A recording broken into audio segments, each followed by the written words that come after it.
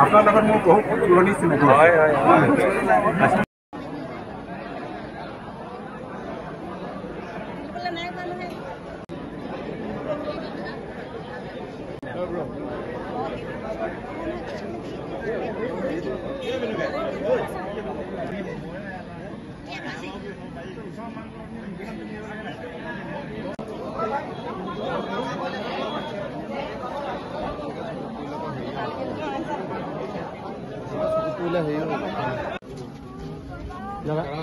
দাদা আহিলে তোমাক ফটো মাৰো দেই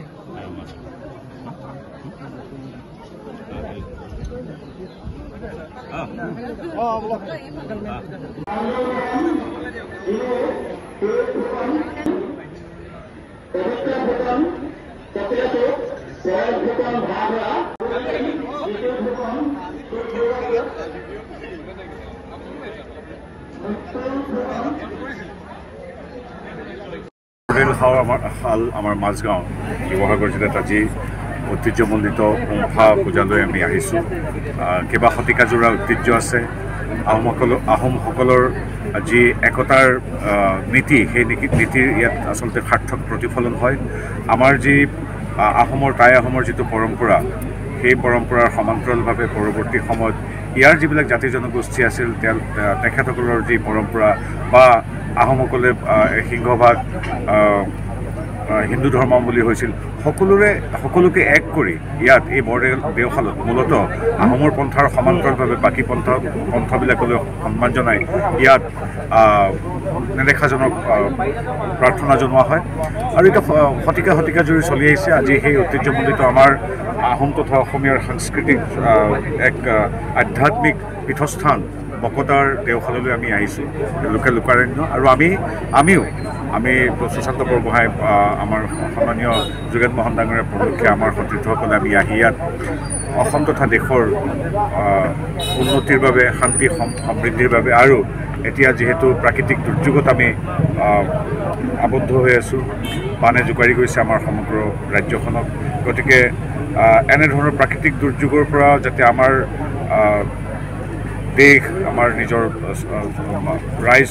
ৰাইজখন যাতে সম্পূৰ্ণ সুৰক্ষিত হৈ থাকে তাৰ বাবে প্ৰাৰ্থনা জনাইছোঁ।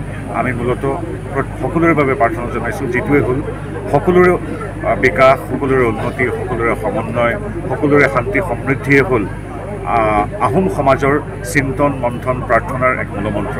আৰু এগৰাকী গৌৰৱী আহোম হিচাপে, গৌৰৱী অসমীয়া হিচাপে আমি সকলোৰে শুভ হওক তাৰ বাবে আমি সুৰাতাৰা তথা আমাৰ নেদেখাজনৰ ওচৰত প্ৰাৰ্থনা জনাইছোঁ। এয়াই হ'ল আমাৰ পম্পাৰ বিশেষ মাহাত্ম্য। ঐতিহ্য যি পৰম্পৰা, যি সংস্কৃতি, এই দেওশালখনে ধৰি ৰাখিছে।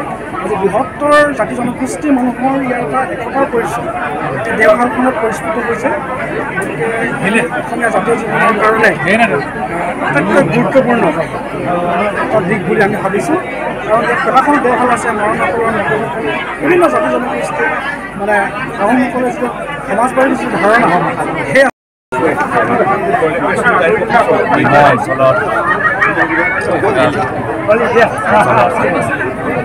আমাৰ স্থানীয় ৰাইজে পম্পা পূজা আয়োজন কৰিছে।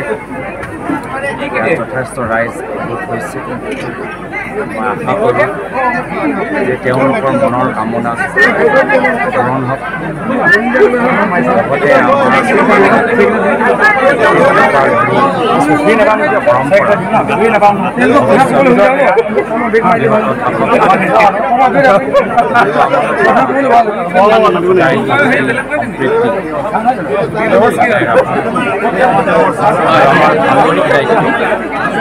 যে আমি নিজৰ বুৰঞ্জী জীৱিত ৰাখোঁ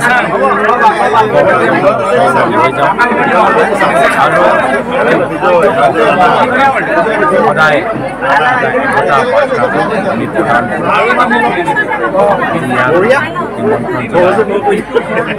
সন্মান যাচিছে মোৰ আপোনালোকে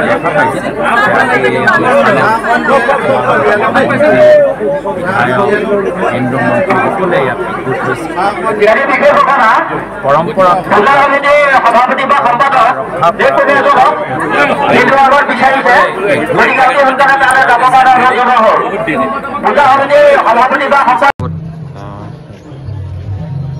টাই আহোম জনগোষ্ঠীৰ এটা ঐতিহাসিক এইটো কৰ্ম বুলি কয় উমফা পূজা।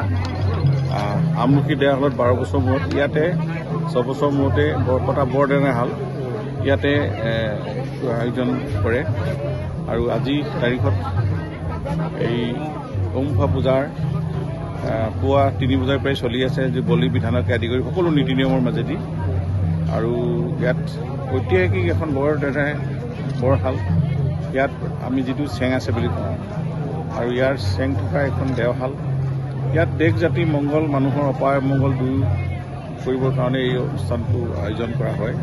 এতিয়া অকল টাই আহোম বুলিয়ে নহয় অসমৰ সকলো খিলঞ্জীয়া মানুহে এই অনুষ্ঠানটোত অংশগ্ৰহণ কৰে বা আয়োজন কৰে যিহেতু ইয়াত এতিয়া সমগ্ৰ জাতি খিলঞ্জীয়া জাতিৰ মানুহৰ ইয়াত আৱেগ অনুভূতি জড়িত হৈ পৰিছে। যেনেকৈ মেডাম মেফিটো সাৰ্বজনীন হৈছে। উমফা পূজাটোৰ যি তাৎপৰ্য গভীৰ বিশ্লেষণ কৰিলে আমি জানো স্বৰ্গদেউ চাউলুং চুকাফাৰ অহাৰ পৰা ইয়াৰ অতীত আছিল আমাৰ চৰাইদেউৰ দেওশাল, চৰাইদেউৰ পৰা আমলখিৰ পৰা এনেকৈ 7খন দেওশাল একেখনতে স্থানান্তৰ কৰা হয়। আখৈয়া দেওশালো আছে তাত আৰু বৰপতা বৰদেনাহাল এখন ইতিমধ্যে ইয়াত সজাই পৰাই তোলা হৈছে। মাননীয় মুখ্যমন্ত্ৰী মহোদয়েও ইয়াতে যোৱাবাৰ ইয়াতে 1 কোটি টকাৰ তেওঁ আনটাইড ফাণ্ডৰ পৰা ইয়াতে দিয়া আজি ইয়াৰ সৌন্দৰ্য বন্ধনৰ যোগেদি আজি এক অভূতপূৰ্ব সমাগম। ইয়াত ভক্তি শ্ৰদ্ধা আছে আৰু ইয়াত তেওঁ উপৰিপুৰুষক তৰ্পণ কৰিলে মানুহে মুক্তি পায় বা তেওঁৰ মনৰ কামনা সিদ্ধি হয়। এইটো টাই আহোম জনগোষ্ঠী এইটো আদি কালৰ পৰাই এনেকুৱা ধৰণৰ প্ৰথাৰে প্ৰচলন হৈ আছে আৰু আমি আজি ইয়াত ভক্তিভাৱে আজি ইয়াতে সেৱা হৈছোঁ। ইয়াতে দেও যি আছে শাল দেও ধুনি আদি কৰি বিভিন্ন ধৰণৰ ইয়াতে পৰম্পৰা অনুষ্ঠানবিলাক চলি আছে। জাচিংফা সকলোকে ইয়াতে পূজা কৰা হৈছে। আমি য'ত হাবিদেও বুলি কওঁ হাবিদেও পূজাও চলি আছে। এই গোটেই কথাখিনি আজি বৈজ্ঞানিকভাৱে ইয়াতে নতুনকৈ উঠি অহা প্ৰজন্মই বিশ্লেষণ কৰিছে আৰু ইয়াত আন্তৰিকতাৰে এই সেৱা পুতি কৰি নিজৰ ভৱিষ্যত জাতিৰ দেশ সকলো নিজৰ ভৱিষ্যত কৰ্ম পন্থা ইয়াৰ পৰা শক্তি পায় আৰু এই শক্তিয়ে নিজৰ কাম কৰিবলৈ কাৰণে প্ৰেৰণা যোগায়।